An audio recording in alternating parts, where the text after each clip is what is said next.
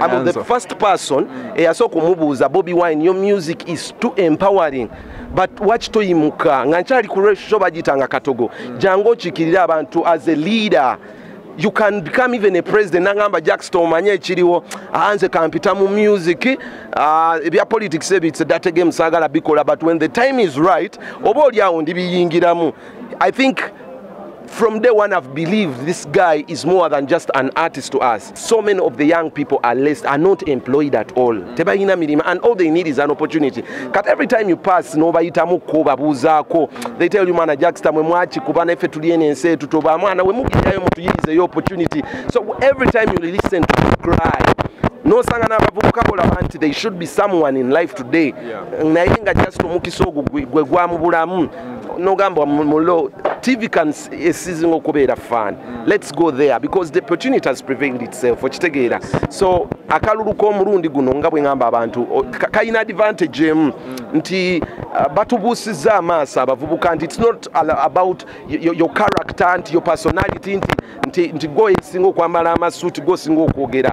It is about how people relate with you. So abantu bazuuse nti ne bagasindikayo abantu tebabajjukira at the end of the day. So mulimu element ya popularity. How much do people know you? How do you relate with them? And I think over the years byembadde mu media I've built that with my people. Kati bino bye bajjanga banbuuza Jackster man tukoze tutya naffe okubeerako obulungi nga gwe okuyitawo ko akatono nga gwe nga toyina answer. I think this is the answer. Tugendeyo tubalobingire. An opportunity nti bat openings amaaso. Bobi Wine has showed us that if you want to if we are the youngest generation and we are the majority people, then as young people we are supposed to take center stage. Tujabera selfish nnyo okusigala ku TV nga tuli akavimbo tubinyumirwa nenga abavubuka abaffe betwandirowooleza ne tukyusiza obulamu bali eyo babona and we have not gone there because tubirekedde era abalala yet we've been enlightened. Muno gwe mukutu goliko damarege amanya gange awona kulaleero ndi Kamwokya nsinze dokuweereza nga Kamwokya wano n'omwami gwe nsanzeewo mbadde simusuubira musanga okuba ntera mulaba ku TV naye neewunyiza okuba nga musanze Kamwokya ate ku kitebe kya NUP. So kanjogereko naye soka tubulira amanya ge abamu face muyinza okuba mukimanyi naye agenda kuba tubulira amanya ge ntende so nsanyusa okulaba kale ngana nsanyusa okubeerako ku Muno TV channel. Amanya bampita Mugudwa Jona egamanya agagendo noonya akalulu abasinga bamanyirya Jackster lya Jackster. Yeah, I've been in media, I'm in media for about 8 years now, but I think we have to choose you know our to choose kundowooza zaffe tugenda ate tukiikirire ku bantu because the opportunity has prevailed itself now. Yes sebo.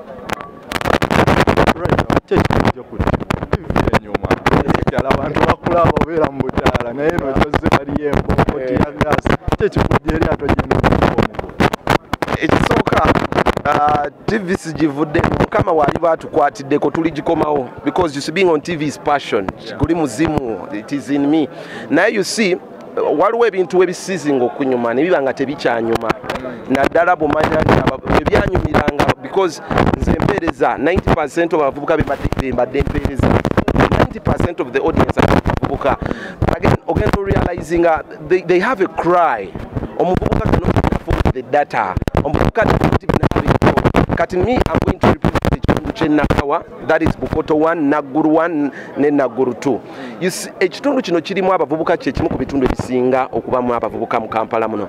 But so many of the young people are not employed at all. Tebayina mirima, and all they need is an opportunity. Kat every time you pass no bayitamu ko babuzaako, they tell you mana Jackster mwe mwachi kubana efe tuliene ense tutoba mwana we mugirayo mutuyirize yo opportunity. So every time you listen to him cry, no sanga n'abavubuka kola banti there should be someone in life today.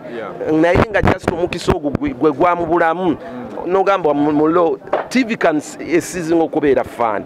Let's go there because the opportunity has prevailed itself. Okitegeera. So akalulu k'omulundi guno nga bwe ngamba abantu kayina advantage nti batubuusiza amaaso abavubuka nti it's not about your character and your personality nti go singo kwambala amasuuti go singo okwogera. It is about how people relate with you. So abantu bazuse nti ne bagasindika ya abantu tebabajjukira at the end of the day. So mulimu element ya popularity. How much do people know you? How do you relate with them? And I think over the years byembadde mu media I've built that with my people. Kati bino bye bajjanga banbuuza Jackster man tukoze tutya naffe okubeerako obulungi nga ggwe okuyitawo ko akatono nga ggwe nga tolina answer. I think this is the answer. Tugendeyo tubalobingire. This is what is taking me to politics. Basically ogambye ogenda Nakawa. Kuba kansala. Kansala ki? Ngenda kuba LC5 kansala. Waliwo abamu abadde bambuuza Jackster wakitotandikidde ku LC3 wakitotandikidde ku LC2 because I've never been a politician. Nzate mbadde ngenda kugamba tankiye kuba MP. Kuba MP. Anyway, everyone has an ambition. Naye ffe kati bw'olaba LC5 eyo eri very crucial at decision making. Era mu bitundu byaffe bye tutwala abasajja bali ku LC5 ba decision making abasinga era be basuula ebitundu oba be babikulaakulanya because just imagine every ku local council level buli okuva ku LC1 LC2 LC2 ba representing abantu because kat LC1 atukira omuntu wa wansi directly then nabireeta ku LC2 level okitegera those institutions kati nezituka ku LC5 kitegeeza LC5 abamanyi ddala ekiva ku LC1 paka okitegeera so kakati bwe babitutuusaako ebirowoozo ne tubipresentingira abatusingako maybe the MPs ne tubawa endowooza nti MP waffe kino Rubaga twetagayo oluguudo mu discussingireko mu parliament so ate era sente bwe zijja bazituusa ku eno level to make sure we implement this so things go wrong at LC5 level okulobingira abavubuka kirina kubeeraawo kubateerawo the fund ffe tulina okuba emmeeza so it is where we want and we are not growing political ffe tetuli kuza political career nti tutandikire ku level ntono tulyoke no that we want to change things we want to make things better because an opportunity has prevailed itself okitegera an opportunity nti bat openings amaaso Bobi Wine has showed us that if you want to going okwate wawunya boba nyini mufu if we are the youngest generation and we are the majority people then as young people we are supposed to take center stage tujabeera selfish nnyo okusigala ku TV nga tuli akavimbo tubinyumirwa nenga abavubuka abaffe betwandirowooleza ne tukyusiza obulamu bali eyo babona and we have not gone there because tubirekedde era abalala yet we've been enlightened oba okitegeera so kyekituleeta era abantu b'Nakawa mbasuubiza abavubuka bannaffe ebimu ku byenjagala okukola Nakawa is a place of talent it's our pride tulina ebitone bingi ebivuddemu baboksa bangi nnyo muri Akasimu Ouma tufunye waliwo gwe bayitanga Asiku ono Mugabe the Beast Shabiru Shadiu Musa Webkotono eyakise Mugonda Olympics all those are Nakawa products but do you know what is happening before even I get there Mukapira Dennis Onyango abasinga gwe mumanyinga goalkeeper wa Uganda number 1 ye captain that guy grew up from Nakawa enaguruka senka which bachitanga community center Omonyi Brian Hassan Waswa all of this but you find it unfair how ebisawe byonna Munakawa bisenze. Now what kind of a leader would let this happen? Because wana me chetutegeranga leadership is a leader is supposed to implement policies as best suiting abantu bochikirira bomanya nti ekitundu kyange kyenchikirira kirimu abavubuka bangi ate nga bana abavubuka ebimu kubibabezezaawo bya mizannyo bitone why do you see ebisawe nga bisanawo it means we send people who don't care about us who don't care about our generation so tulina abayimbi abava mu bangi nnyo we want to put for them studios we are going to do these things this is not rocket science tekyetaaga rocket science kyetaaga muntu alumirirwa abantu abo do you get what I'm saying so that is exactly what we are going to do era bye twagala okukyusa ekibuuzo ekirala why people power why people power byonna oba NUP NUP for starters because of Bobi Wine I've dealt with Bobi Wine 7 years down the road era bali ku munno channel munno wa kikati musobola ogenda ne mulaba my interviews with Bobi Wine there is an interview I think I was the first person on media okumubuuza ekibuuzo Mr. Bobi Wine you can go and look for that interview era nsuubira munno wa kyajja kanonyaka akantu I give you the rights mukakozese I'm the first person eyasooka okumubuuza Bobi Wine your music is too empowering but watch toyimuka nga nkyali ku show bagitanga katogo jango okikirira abantu as a leader you can become even a president nangamba Jackson omanye ekiriwo anze kampita mu music ebya politics ebitse data game sagala bikola but when the time is right oba oli awo ndibiyingiramu. I think from day one I've believed this guy is more than just an artist to us. So I've always believed in him. So the first day we have Vayona declaring officially that he's going to represent we are Jakubwa MP, I was so proud. We are talking about as a president, I got super excited. So because I've always seen this in him, I was so proud in Tinalini no okubera under him. Era no kuba nti naffe tufunye mbave Jack and kubulire Bobby Wine akoze chamanyi nnyo. He has enlightened us. He has showed us that young people, you want change, you are the majority people. Now why are you leaving the responsibility for other people? Okay. So at enlightening nya to good maso at what we are the change we badly need. Yeah. So let's take charge. So I have to be behind him because he's the cause as to why we are seeing this cause happening. So that is why it is Bobby Wine and we've always believed. Yeah, you can go and check that. It's a clip of 5 years old ago. So I've believed in him in that way. So Chobola did the people power because he's our champion, he's our leader. At every revolution, he said every single yetaga leader. Teddy revolution ebera successful nga teina mukulembeze and Teddy mukulembeze kati kumulembe guno asinganga mukulembeze Robert Chagulanyi. He's a young man. He has challenged.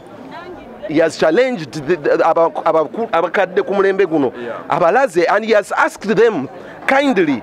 Abasabye kindly nti banayi mutuleke twetegerere naye abantu ab'emyaka 8-9 balemeddeko, and we are the majority. So it is only fair that if we are the young generation, fe tulina okubanga twetegerera, because I know when we go to clubs, I know when we break down, fenga abavubuka twemanyi. So these guys bagala okututegerera. Mbadde ngamba wali mukwano gwange nti emyaka emirungi mwe tulina okuzimbira ennyumba singa tuwezeza myaka 8. Tulina zizimba kati kuzimba ennyumba ze tunakaddiwiramu. Ne kati bano bagala tumale kuweza myaka 8 tuzimbe ennyumba. We won't have that opportunity because another generation is just pushing away. So we need to fight for what is rightfully ours, and this is our generation. Let's fight for our generation, and the best commander in charge is Bobby Wine. That is why we are behind him. Yes. Jackster, briefly, njagala osooka obulira omuntu ali yakulaba. Abasinga bakumanyi nga Jackster. So nandyagadde obaweeko ka brief background ekwatako nga omuntu n'omuntu ali omulonzi wo yeyongera okumanya aveko oli Jackster ku TV gw'abadde amayine akutegeere ng'omuntu kati. Okay. Amanya ekisooka nabagambye mpita mu Goodwa Jona lyeri erinnya lyange. TV nkozesa erinnya Jackster. Jackster negata ku TV, natandikira ku Record TV, natandika nkola kids show bagitanga Guide of the Curious, nengenda kuyabavuka ne bagita What's On, wenava nengenda ku show gye bayita Katogo. And I want to use this platform no watch okuba nti I upload chali wange bamita Douglas Ranga. This is my mentor. He has always showed me you can do this. He has, and I have, my life has never looked back. So big up on yourself, Douglas. You are guardian angel in my life, brother. Big up on. So when Vava ku record, nengenda ku Delta TV, nakola yo show bagitanga Delta Force. Then bene weyampo mukisa weyampita nenegata ku BBS Jemba Denkola roundabout. But you see, all my years I've been this person who wants to empower a generation. When nali ku Katogo natandika ekintu kye bayitanga Fresh Talent Tuesday. Olunaku lwa Tuesday nga tukubanyinza abapya bokka. Actually Douglas yali akavaako abane bangamba Jackson ogenda kunoona show olwokuba nti otandika otya show olunaku lwama n'okuba music waba upcoming bokka ogenda boyesa show. And I told them, guys, this is the future. Era on that show I have a testimony of artists that came always on that generation. Era ne tujjawo n'ekigambo ekya upcoming. Abaana bali babanyoma nnyo ku upcoming. Can lately everyone is using Fresh Talent because it makes someone feel fresh. So we saw the Califas come, Spice Diana come, we saw Emma Carlos nandetera Califao, twalina Joss Tede, twalina Fie, twalina ba Apas, Levixon, bonna bajja kwogo mulembe because we gave guys a chance of what together, and we've kept doing that. We've always wanted to see a better generation come up of what together. So that is my leadership ideally nzizembe leader in that sense, but we want to to get it off screen ate tugitwale ku ground wansi tukyusiza abantu because first of all being in TV has given us exposure. Nina office nyingi nyo zenyingiramu nga Jackster nga people will listen. Ne bwebera ambassador wa kitongole ki I go there, I present myself, I have that pedigree. So we want to use these contacts zetufunye over media to lobbyingira abantu baffe obo kitegeera. Yeah, we can do these things. Kyekyo bugagga kye tulina kye tusobola okukozesa okulaba nti tukyusa obulamu bw'abavubuka bannaffe betukuze nabo. Yes. Jackster. Yes, so tunyonyode TV yonna nga bwe watandika media yo mutunyonyode bulungi. Yes. But obulamu bwonga ku Jackster ovaawa bakuzaalawa abazadde wasoma tewasoma kwa. Okay. Yeah. Kakati nze banzaalira Naggulu eddwaliro baliyita Naggulu Hospital era liri mu Nakawa. Nkulidde mu kitundu bakiyita Naggulu Kasenke 5 nakyo kiri mu Nakawa. I'm an orphan. Bazadde bange bafa nga ndi mu tatange yafa ndi mu P7 mbanyingira senior 1 ne mukadde wange mulungi mama wange nafa. So all that times is in the orphan. Naye nasoma my primary nagisomera Mbarara eyo essomero alitanga Mole Integrated. Then nengenda ku secondary nengenda Kende J ASS that is senior 2 nemvayo nengenda Progressive SS Kitintale nengenda that is senior 3 to senior 4. Then senior 5 senior 6 nengenda Kololo SS. Then nengenda ku YMCA je nakola kosi yange ya computer science nzawe nakoma okusoma ebirala nentani kupambana n'ensi. I have a diploma in computer science ku YMCA. Kati oyingira otya amawulire? Okuyingira amawulire munnange nno nze ndi musajja muyimbi. I'm an artist. Kakati bwe nali nakava mu senior 6 mu vacation yange nengenda ku Record TV. Record TV yali yakajja. Nembakolera akayimba akali kawana TV. Actually kali kagenda Record TV etusewala olwa program ezituchamula ba presenter bayo abatusanyusa mu ggwanga lyonna fene tusitula. That was the song I did for Record TV. So bwe nkola oluyimba luno the boss wa Record TV balamuyita Ilson Pereira musajja mu Brazil inanjagala nnyo kati balina ekivulu ekyali kigendo beere Nambole. Record TV yali TV amaanyi nnyo. So tugende Nambole ne tutegeka banaye n'enkuba show banaye n'ekikuba bosi abaali eyo nalaba akaana kano nga kali bold nayimiriza n'enjogera n'enjiwaana bosi enkeera nampita nangamba naye gwe tosobola kukola kids show kuba nina kids show gye njagala oteekawo ogikoleko. Ne mugamba muzeeyi nze ndi versatile wompa wonna. So I went enkya nampita mu office ye ne tugenda ne tukola orientation n'enkola bagita screen test n'engikuba nga ndi confident nina ebigamba. I'm a good speaker, you know. I speak nanga guy nampeerawo show. So I started with the kids show. So wenzijanga nkula bwe nali nkola kids show nenkula because nali siranga nkuzekuzemu kati ngenda university nga sikyasobola kukola kids. So yanengenda mu kuyaba abavubuka gye bayitanga what's on neyo newangula awards nyingi nnyo mu Buzz Teens Awards. Twawangula ya award mu Buzz ne tuwangula ya award mu bagitani TV Radio TV Academy Awards. Then banchali ku what's on. Of course once in a while nyingiramu nenkolerako Douglas wabataliwo bwaba afunye engagement bwaba mulwadde nga nkikuba mu magezi. So Douglas time came and of course he sought for greener pasture. That is NTV nemuyita and of course there was wali okubeerawo okufiiringa ekintu ekyo. Yeah. So the boss because I had confidence in me ali andaba andika kujju nangamba manyi so many people had come candidates bali bazenga bagale show by the way yadaga so many ne muganda wange Rami to big upon yourself amanya akalaba waliwo Straka baby bonawo ne Patrick Omujuka naye MP naye ngaze kukola ne boss wange and I want to actually also applaud omukulu ono Pereira Ilson Pereira yampa confidence nanga Jackster bano bonna baze. Patrick yali wamanyi ku CBS, Straka yali wali wamanyi ku WBS by then. Ramiti yali akava naye yali ava ku WBS kale in fact yali ava ku Bukedde nga yali agenda ku NTV naye we yawulya Douglas ajate nayagala akomewo achukire mu katogo kana agambe bobanga kati bonanga we bali naye kyali oyo Pereira boss wange nangamba na Jackster we either fall together or rise together. I'm assigning you this show. It's a big show because remember Katogo was a big show in the land getting a cult. eringa musical cult show buli oyogera Katogo nebo oli mu restaurant oli alooza ku musical show Katogo. So we came, we struggled ne tugizimba, it became a big show. Of that show ne tuwangula awards zalinga 5 na wangula RTV awards 2, best entertainment show, then the best music presenter, TV host, nenfuna ye ya Bazi, nenfuna ye ya UNICEF International Day of Broadcast bampereza ngomuko abasinzo kwempoweringa generation yeyo. I have that award from UNICEF itself.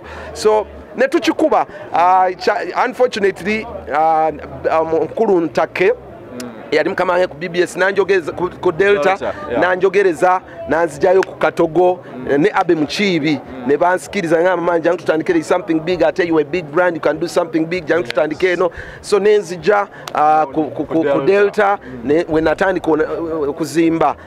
Unfortunately when avate Katogo ashonegwa, it is too unfortunate because this thing chovala yatuganya abakulembeze by respecting a brands in media. It's not easy replacing a brand. A brand ebayamanyi so bobofunyo mukisa containing chiringa Ronaldo bwamanu nava Madrid.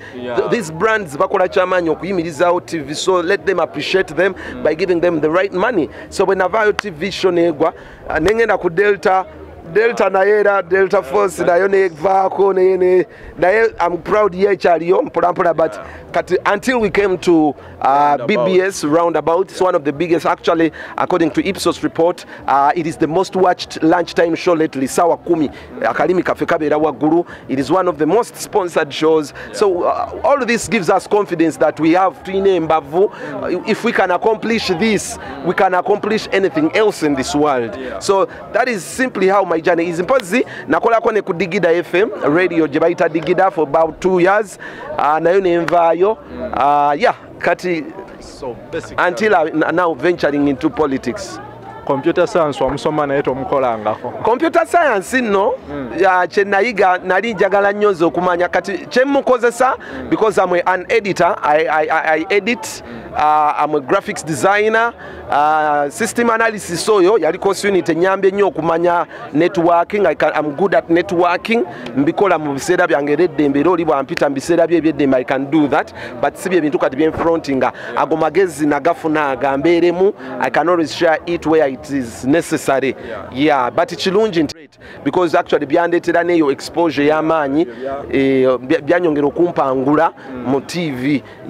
Mpozi abamu ku benjagala okumentioninga ku TV nabagambye Douglas is one of my mentors and he'll forever be my biggest icon. I respect you, bro. Eriya mukulu gwe bayita Mulangira Ndaos abo bambeerawo nnyo to nurture my career. They have always advised me mbobera ku show nagamba Jackster kakati wakoze bulungi naye wano bebe kulu ekibuzo kino wadde tulina kimubuuza Bobby Wine wamuyisiza okitegedde. So they helped me grow. Your cuts, MC Cuts, big up on yourself. Ako twasooka kwekubamu ku bikonde naye eventually became best of friends. Omanyi kali kematira nnyo kakatsi but he's a darling inside.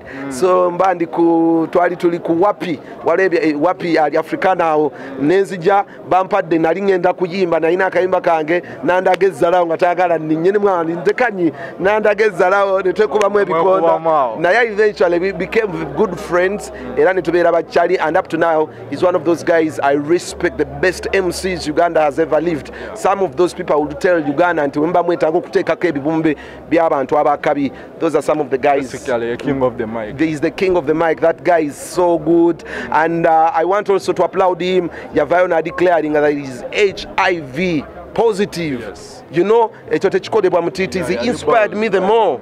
You know, the cards I used to say and that is the person he is. And I pray he uses this opportunity to declaring society HIV because he's that guy, he's an icon, he's a legend in this business. Theory gamba nti mawulire temulimu ssente era nga ensonga emu kuzikuddusizaayo okujja mu politics kino kiri kitya obutuufu bwakyo buli ki kaakati kyenjo gamba mu mawulire sinti temulimu ssente naye temulimu zimala ssente mweziri naye tezimala but gwe olina okumakinga sure ofuna ekimala. because what media does you ekugulira enzigi nyingi nnyo so ne kibeera upon you to exploit the opportunities that come oba okitegera olaba ne bw'obeera manager wa company yonna so omusaala gwe bakwa because first of all bagamba with great power comes great responsibility bwe tubeera ba media ekinene omwana ali ku media nga kati akolanga Jackster yandibadde afuna million nga 10 because our cost of living becomes expensive. Nti ne bwe mafuna million 3 olina okusula mu nyumba ya million 1 buli lunaku olina okukyusa olina okulaba ennyambala yo okitegeera that kind. So our cost of living is what makes the money we get in media not enough. Oba okitegeera. But now the beauty is media exposes you to the world. Nti it opens up opportunities. You can become an MC, you become ambassadors. There are offices you knock on to and people recognize you ne kiba kyangu kuwa omulimu. People are doing PR businesses for other people. So oyina kulaba ngo oyina byogattagattako ate n'ekirala ekirungi kyayo tekwengeji nga nnyo tobeera too busy. Tobeera too busy not to do other things. That is the beauty. Kat me I do roundabout show. It's a 1 hour show. Ku TV ntukawo sawa musanvu. So what do you do ku sawa before sawa musanvu? Do you get what I'm saying? I don't do anything on a weekend. So what do you do on a weekend? You just need to utilize your time, right? And also omanye kyoli buli wopika brand yo nepika kati Jackster I'm coming for counselor. Nkugambye kisooka, this is an added value I have to obtain from being a media personality. Nti akalulu k'omulundi guno kalimu it's a populist vote. If people don't know you, there is nothing you're going to talk to them. Toina kyobagamba. They have tested people, different people, abamasuta, abamaanyi, and they have disappointed them. So people rather give someone they really associate with. Ono chali waffe, mutabani wa jjajja waffe, mukwano gwaffe, tusobola omusisinkana. And media has built that for me. So that is what is actually giving me the confidence to come. Ntiteri ne waba incumbent, I can challenge an incumbent right now. I can challenge him. Kuba abantu bamanyi. My role is to create my importance to them. So media doesn't have enough money, but it has some money. But you have to improvise on how to make more money. I'm going to give you an example of Douglas Ranga. Douglas Ranga is working on NBS. What NBS is giving him is little compared to what he is giving to NBS. But what NBS offered him are opportunities. Papa Pate baji championinga, and they should do that. Douglas can be an MC, nafono kumuita for any political, any gig. Echtonafuna kakade. MC Katz Murabi is the king of mic. He doesn't feed on media only. So we just have to opportunities. Okubera ku TV. Wetunze. The biggest wealth in this world is being popular. Okubeera popular oli mugagga nnyo obwo bugagga era buli obeera popular n'otakozesa ekyo mukisa nti oli popular then olina okwetereeza buli w'omanyike nnyo there are so many things that come, there are so many doors you can knock olina enzigi nnyingi nnyo z'oggulawo because of being popular. Ababadde bagenda mu media nga munoonya ssente Jackster tukakasiza wali there is some money but not enough money. But it opens doors for you to get plenty. Kati bwogenda nga gwe actually era abaana abamu abajja ne baba kusasula million 2. Nojja mu media nga gwe tunuulire million 2 you're going to be poor. Yingirayo nga million 2 eringa pocket change, but look at the opportunities that have to come with. Kati nze nkoze musical shows, I have so many music friends. Mbakwano bange bangi nyaba yimbi nti mbadde ngamba kubira essimu ne ngamba wine ntegeseyo akavulukano basaba obukadde obusatu najja nayimbira emitwalo 2 n'omuwa just mafuta n'enkola show n'enfunayo obukadde bwange nga 8. So these are things that media bring on table for you. So oba kitegeera ebeeramu ssente like any other job, but says imara kati gwe bojja otunuulidde akakado b'emitwalo 8 because of the high cost of living ezo sente tezijja kumala tolaba ojja tuuka ekisanga you don't have money on you because emitwalo 8 mu media mitono nnyo representer given the cost of living we okitegedde Jackster tebaswa kusanga olinya boda akakafaananyi kaba kajja kutunda bwe bakusanga oli ekikomando. But we are just like any other civil servant as media. But just as our cost of living is too expensive, kitegeeza TV zandibadde zituwa kingi nnyo. Oba kitegeera naye lwakuba nti ne TV ozisasula ziteziziina their operational costs nyingi operating at TV okimanyi omwezi TV ennungi emu operating obulungi ina okubanga ina milioni nga 10 zigwa 10 osasula license ya UCC osasula license ya UBC osasula ekizimbe kwoli osasula abakozi olisa abakozi ogule cameras oservicing technical crew ebyuma bye bakozesa. It is a high cost ate nga tebazikola abamu. So mu byeyogedde byonna ndabye nga media yes ekizibu kyoyogeddeko kimu ssente n'ebisigadde byonna olaze no media eno erimu ebirungi bingi. It is fun. Bibi ki ebiri mu media? Bibi ebiri mu media ekisooka ebibi ebiri mu media there is exploitation. Oba okitegeera media esente ntono ate ne bakama bafulusi batu exploiting. That is true. Kati n'okolera sponsor n'okola show nga natandika nfune emitwalo 8 naye sheetuse ng'erina basponsor nga 6 naye basponsor bano bawa show eno TV eno buli mwezi nga milioni nga 5 nosigala ng'okyafuna emitwalo 8. That's exploitation. So TV ezo kyekizibu ekimu ekizirimu. Then the other thing ekizibu ekirala ekiri mu TV is it is not easy okusamba okubeera ku TV. Oba kitegeda it makes emirimu gya TV giri scarce nnyo kyobola beera njagala nnyo empowering abavubuka ku mulembe guno. If you ever have a dream of putting up a TV mutandika okuteekawo online channels nga Muno Watch nga bwenjiraba kati okitegera Muno Watch muteekewo these online TV because one bw'oteekawo ekintu nga online TV it is your initiative nti ate bugagga bwo paka ng'ofudde as long as you draw numbers okitegera ne wana abagagga baffe ba TV betukolera okolera ku bunkenke bakuwa pressure n'obaleetera numbers ne batakuwa sente at all the time obeera ne panic bw'otayongerako bakugoba bayingizaawo omulala. So self employment esinga okukozesa sabaana mukozese nnyo opportunities no ekisooka okuyingirawo kubeera Jackster.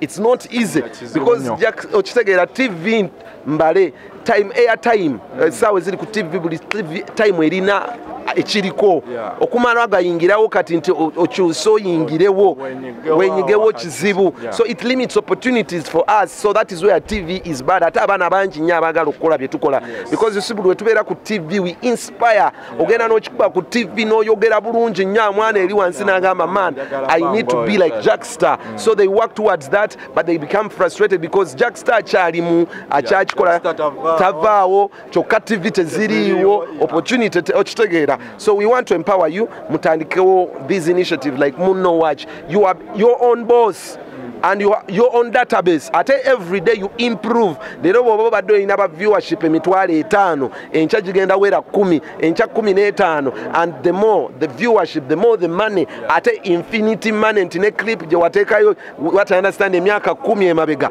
esobola okusasuza sibwe kiri mu myaka. So it is bugagga era abaana bakozese nnyo database eno okuba nga bakola ebintu webiti.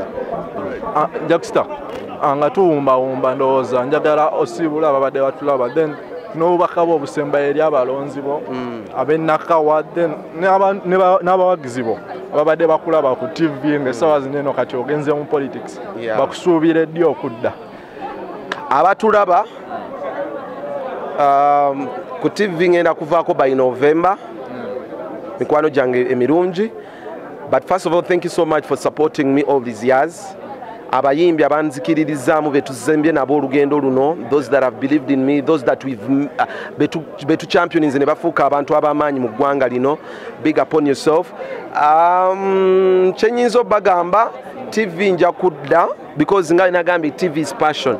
Kansooke ngende mu lugendo luno bwe natuuka politics tomanyanyiza notuuka nga nange ndi CEO wa TV byebirooto bye tulina tugende tutekewo TV. We can open up TV okitegeera. So mukama atukwatireko naye bwe kiriba kigize era tulikomawo because nga ngambi kino kitambo. This is passion. This is what drives me. This is what buli wenkera ku mwacham like nkozewo kya. I love it when I inspire the world nga ndi mpita ku TV ezo. So n'abaana betulese mu media bambi mubeere ne positive working ethics okitegedde okuvuma ennyo si kwe kukola amawulire okuvumirira abayimbi si kwe kukola ebyamaanyi mukole positive journalism mu empowering society nze nkoze for the last 10 years almost naye siina bad record with any artist ate nga nkoze ne shares olugambo ez'amawulire naye nga negativity ate nga abantu bapiraba so twongere kuzimba industry tuteekeko ettaffaali it pays somewhere in life it pays back nti gwe wali always on the side of the artist it pays back trust me yes thank you so much abali ku Muno Watch muli b'amaanyi nnyo big up on yourself yeah man bagala nnyo Jonathan Jackson abali Nakawa abalonzi baffe ab'e Nakawa man the time is now let's make change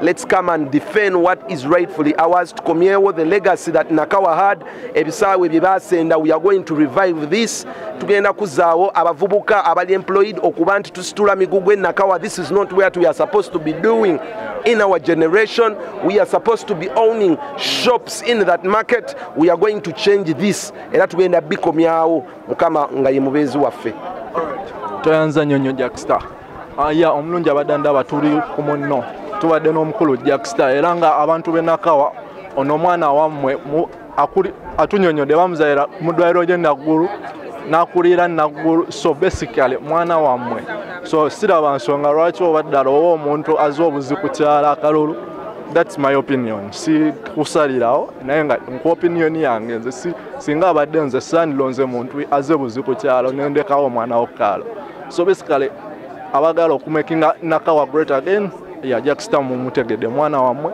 ya naye nga olunaku lwaleero tubadde tunyumyamu naye ku bino na biri media abakisuubiza TV November wavaako so abagizi be bonna ndowooza mubeereko paka November ajja kuba nga awasibula officially yadambarige manya gange obadde mulayi mulungi nnyo kuba gye twatandikidde muno gwe mukutu gw'obaddeko tebalabiro subscribinga bw'oba omaze okulaba akavidiyo kano ogwo gwe mulungi gwo gusoose osobola ogenda n'olaba ne vidiyo zange enkadde nazo jabwanga ozifuna bulungi nnyo temujjangako mwebale nnyo mwebale ddala